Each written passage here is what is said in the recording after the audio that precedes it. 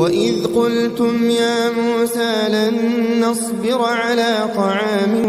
واحد فادع لنا ربك يخرج لنا مما تنبت الأرض من بقلها وقثائها وفومها وعدسها وبصلها قال أتستبدلون الذي هو أدنى بالذي هو خير اهبطوا مصرا فإن لكم ما سألتم وضربت عليهم الذلة والمسكنة وباءوا بغضب